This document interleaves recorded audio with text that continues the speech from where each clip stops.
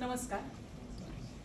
रवी पंडित आपल्या पुण्यातले सदाशिव पेठेतले एक अतिशय हुशार मराठी माणूस. 80च्या दशकामध्ये अमेरिकेमधनं MIT मधनं मॅनेजमेंटमध्ये गोल्ड मेडल मिळवून डिग्री मिळवली आणि पुण्यामध्ये आपल्या वडिलांच्या CA फर्मला जॉईन केलं. आल्यानंतर त्याला वाटलं की हे जे काय कागदावरती लिखापडी चालली आहे हे आता बदलायला हवं. काळ बदललाय, काहीतरी नवीन यायला हवं. राजीव गांधींचा तो काळ, कॉम्प्युटरचे वारे आपल्या देशात वाहायला लागले होते. त्यांनी इंटरनल ऑडिट सिस्टीमसाठी एक सॉफ्टवेअर बनवलं त्यांच्या पार्टनर किशोर पाटील यांच्याबरोबर आणि सुरुवात झाली KPIT टेक्नॉलॉजीज या कंपनीची. आपण बरेच काही रेफरन्सेस ऐकला असेल. KPIT टेक्नॉलॉजी सुरुवात ही अशी होती. हळूहळू हे सॉफ्टवेअर सगळ्यांना देण्यात आलं, लोकांना आवडायला लागलं आणि एक काळ असा आला की कमिन्स ही मल्टीनॅशनल कंपनी त्यांचा सगळ्यात मोठा कस्टमर झाला. कमिन्सच्या कोलॅबोरेशनमध्ये लंडनमध्ये KPITचं ऑफिस निर्माण झालं आणि कंपनीने त्यानंतर मागे वळून पाहिलंच नाही. या कंपनीने जगाला अतिशय उपयुक्त सॉफ्टवेअर्स दिलेली आहेत, एस्पेशली ऑटोमोटिव्ह क्षेत्रातली.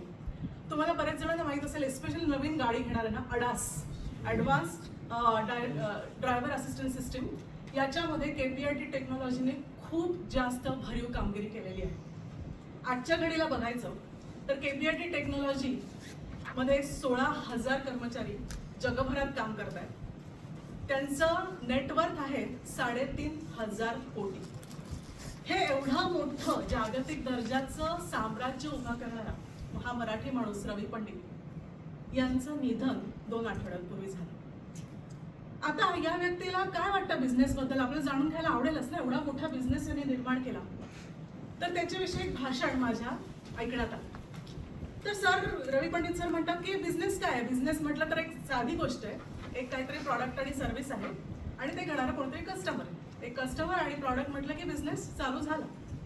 आणि या 2 दुव्यांना जोडणारा मध्ये काय आहे तर एक आपली टीम, आपल्या प्रोसेसेस आणि व्हॅल्यू सिस्टीम. आता सगळ्यात पहिलं तर कस्टमर बद्दल खूप इंटरेस्टिंग रवी पंडित सर म्हणाले. कस्टमर जेव्हा एखादं प्रॉडक्ट किंवा आपलं प्रॉडक्ट सर्व्हिस निवडतात तिथे 2 विचार असतात. एक असतो रॅशनल आणि दुसरा असतो इमोशनल. रॅशनल म्हणजे काय की मला माझी ही गरज आहे, हे प्रॉडक्ट माझी गरज भागवतंय, माझ्या ते सोयीचं आहे, माझ्या बजेटमध्ये बसणार आहे म्हणून मी हे घेणार आहे. दुसरं इमोशनल की माझा या प्रॉडक्टवरती ट्रस्ट आहे, विश्वास आहे, मला या कंपनीबद्दल खात्री आहे, मला या व्यक्तीशी जोडून घ्यायला आवडेल. हा झाला इमोशनल फॅक्टर म्हणजेच ट्रस्ट. रवी पंडित म्हणतात की कस्टमर ट्रस्ट हा कंपनीचा सगळ्यात बिगेस्ट असेट आहे, जो आपल्या बॅलन्स शीटमध्ये ऍक्च्युली डायरेक्टली दिसत नाही. आता इथे खूप अतिशय इंटरेस्टिंग वाक्य रवी पंडित सरांनी म्हटलं आणि हे अभ्यासपूर्ण आहे, सायंटिफिक डेटावरती अवलंबून. ते म्हणतात doing more and more business with same customer is always more profitable and less costly than finding a new customer again and again. म्हणजेच काय, रिटेन्शन. आता रिटेन्शन कोणाचं, सगळ्यांचं नाही.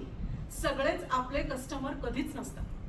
आपला कस्टमर बेस हा आपण चूज करायचा असतो आणि मग हा असा टॉप कस्टमर एक बेस आपण ठरवला. त्यांनी 25 कस्टमर्स ठरवले होते. प्रत्येक बिझनेस प्रमाणे जे काय असेल वेगळं असेल आणि मग त्यांना नर्चर करायचे, त्यांना रिटेन करायचे.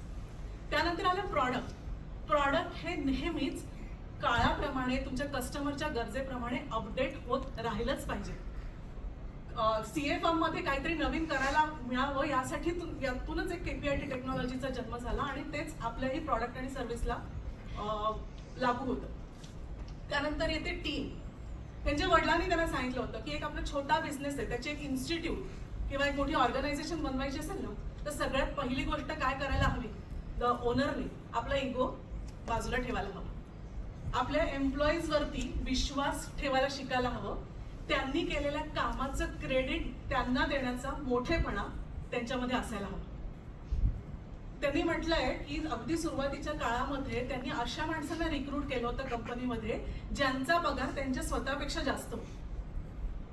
कंपनीतल्या प्रत्येक माणसाला ही कंपनी माझी आहे असं जेव्हा वाटेल तेव्हाच ती व्यक्ती 100% आपल्या त्या कंपनीमध्ये देणार आहे. थोडक्यात काय सांगायचं तर एक असं प्रॉडक्ट जे सतत काळाप्रमाणे अपडेट होत आहे, एक असा कस्टमर जे बेस जो आपल्यावरती पूर्ण ट्रस्ट करतो आहे, त्यानंतर अशा प्रोसेसेस ज्या फुलप्रूफ आहेत, एक अशी टीम जी पूर्णपणे डेडिकेटेड आहे आणि या सगळ्याला बांधलेली एक व्हॅल्यू सिस्टीम, यांच्या जोरावरती आपण एक चांगला बिझनेस जो सस्टेनेबल ग्रोईंग असेल तो नक्कीच निर्माण करू शकतो. आणि मी तर म्हणते आपण सगळे तर यापेक्षा अजून नशिबान आहोत. आपल्याला हा सॅटर्डे क्लब सारखा प्लॅटफॉर्म मिळालेला आहे जो सतत आपल्या पाठीशी आहे. आता फक्त जाता जाता एक शेवटचं सांगावंसं वाटतं, मराठी माणूस उद्योगधंद्यात नाही याबद्दल दुःख करण्याचा काळ गेलेला आहे. भले मराठी माणसाने रस्तोरस्ती वाण्याची दुकानं नसतील उघडली, पण मराठी माणसांनी जागतिक पातळीवरचं साम्राज्य उभं केलं. हा, आता दुःख करायचं तर एका गोष्टीचं करायला हवं की आपल्याला याविषयी माहितीच.